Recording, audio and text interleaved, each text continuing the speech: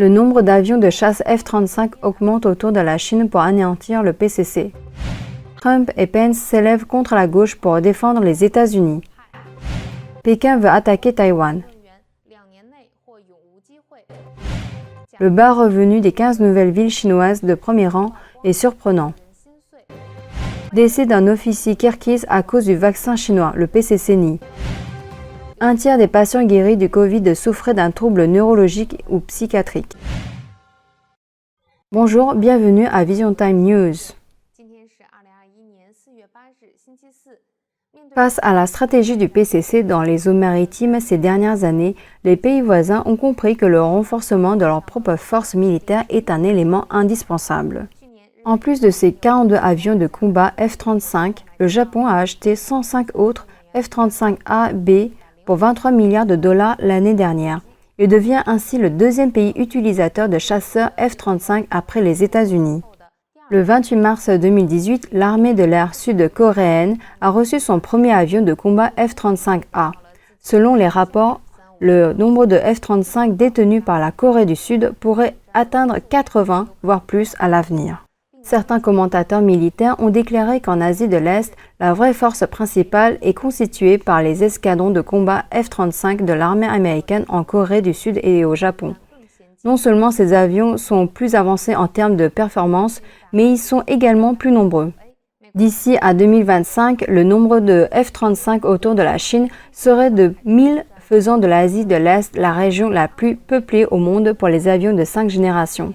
Si l'on se base sur la production actuelle possible du J-20 du PCC, d'ici 2025, il pourrait tout au plus atteindre 200 avions. À cette date, la situation du PCC serait critique. Face à l'avancée rapide de l'agenda des pays communistes aux États-Unis, l'ancien président Donald Trump et l'ancien vice-président Mike Pence ont récemment fait des discours pour le contrer. Dans une interview accordée à Newsmax TV le 6 avril, M. Trump a déclaré que pendant sa présidence, le PCC, la Corée du Nord, l'Iran et la Russie ont tous respecté les États-Unis, mais ils ne le font plus. Trump a souligné que le régime communiste chinois est aujourd'hui très menaçant, en particulier pour Taïwan. Il estime que, dans les affaires étrangères et les affaires intérieures face à la gauche radicale, les conservateurs n'en font pas assez pour défendre les États-Unis. Notre pays est en train de devenir un pays socialiste, a-t-il affirmé. Dans le même temps, l'ancien vice-président américain Pence a annoncé le 7 avril la création de l'Alliance Advancing American Freedom. Les conservateurs ne resteront pas inactifs, alors que la gauche radicale et la nouvelle administration de Biden tentent de menacer le statut de l'Amérique en tant que plus grande nation du monde par des politiques destructrices, a-t-il déclaré dans un communiqué.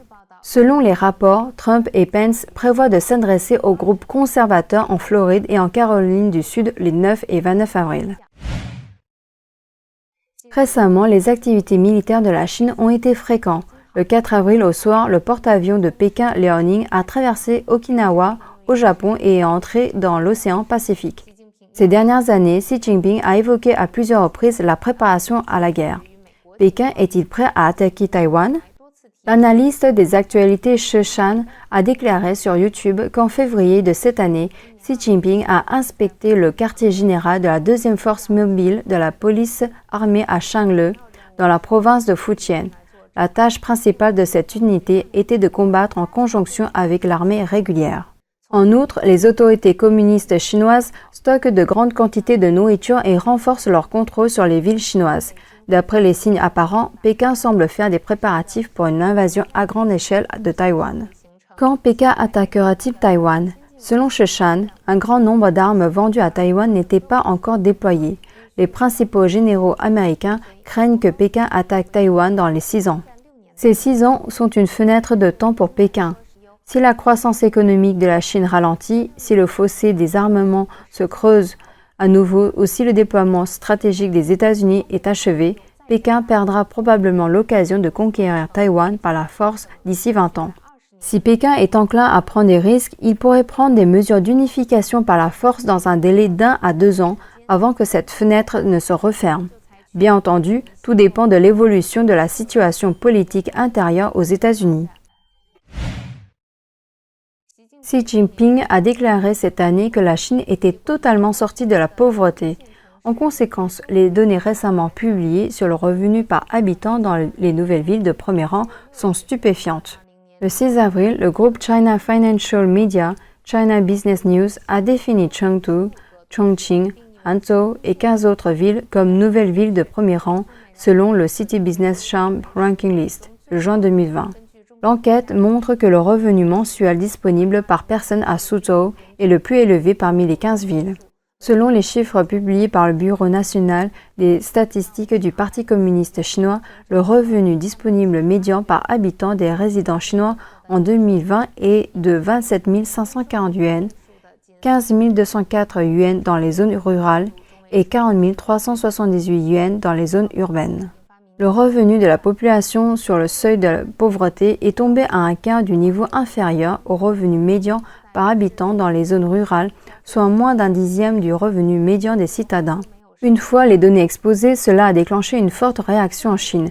De nombreuses personnes ont accusé les données de falsification. Beaucoup de personnes ont constaté que les revenus sont insuffisants par rapport au coût de la vie. La BBC a surtout mentionné que 373 millions de personnes en Chine vivent avec moins de 5,5 $ par jour, par rapport à l'affirmation du Parti communiste chinois selon laquelle 98,99 millions de personnes sont sorties de la pauvreté. Il y aurait 270 millions de personnes en moins. De plus, le seuil de pauvreté de la Chine est plus de 2 fois inférieur à la norme internationale. Selon la dernière enquête menée par le Bureau du recensement des États-Unis, le seuil de pauvreté aux États-Unis en 2020 est de 12 760 $ pour une personne seule, ce qui équivaut à 84 000 yuan, soit la somme de 10 722 €, et 26 200 $ pour une famille de 4 personnes, ce qui équivaut à 172 398 yuan, soit la somme de 22 017 €. Il est facile de constater que la norme officielle chinoise en matière d'éradication de la pauvreté est très différente de celle de la communauté internationale et qu'il existe un risque réel de falsification des données officielles. Le vaccin chinois a présenté de nombreux effets indésirables, voire mortels dans les pays étrangers. Selon Radio Free Asia, le 1er avril, Batiyar Shakirov, directeur adjoint du département consulaire du ministère kirghize des Affaires étrangères, âgé de 39 ans, est décédé subitement. Il était parmi les premiers à recevoir le vaccin chinois, d'après une publication sur Facebook d'Elena Bayalinova, ancienne porte-parole de presse du ministère kirghize de la Santé. Le même jour, l'ambassade de Chine au Kirghizistan a déclaré sur son site web officiel que les autorités kirghizes avaient précisé que la mort de Shakirov n'avait rien à voir avec le vaccin chinois et qu'ils condamnent fermement les rumeurs. Après la déclaration officielle, Bayalinova a également supprimé son message Facebook et présenté ses excuses.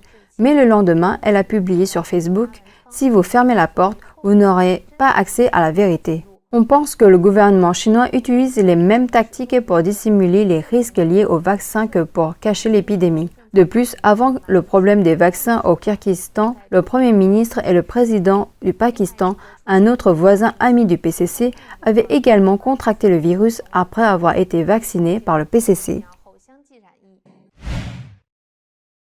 Une nouvelle étude américaine montre qu'une personne sur 3 ayant guéri du Covid-19 souffre d'un trouble neurologique ou psychiatrique dans les 6 mois qui ont suivi. Les résultats de l'étude ont été publiés dans la revue britannique de Lancet Psychiatry. L'analyse a montré que sur les 14 troubles psychiatriques observés chez les patients atteints, les plus fréquents étaient l'anxiété à 17% et les troubles de l'humeur à 14% et ne semblaient pas être liés au niveau d'infection. Parallèlement, parmi les personnes admises dans les unités de soins intensifs pour les infections graves, 7% ont subi un accident vasculaire cérébral dans les 6 mois et près de 2% ont été diagnostiqués comme souffrant de démence. Selon les experts, les résultats montrent que la probabilité de développer une maladie cérébrale et une maladie mentale est plus élevée après avoir contracté le Covid, 44% de plus que chez les patients atteints de la grippe et 16% de plus que chez ceux atteints d'infections respiratoires. Les chercheurs soulignent que les causes exactes de ces effets à long terme sont largement inconnues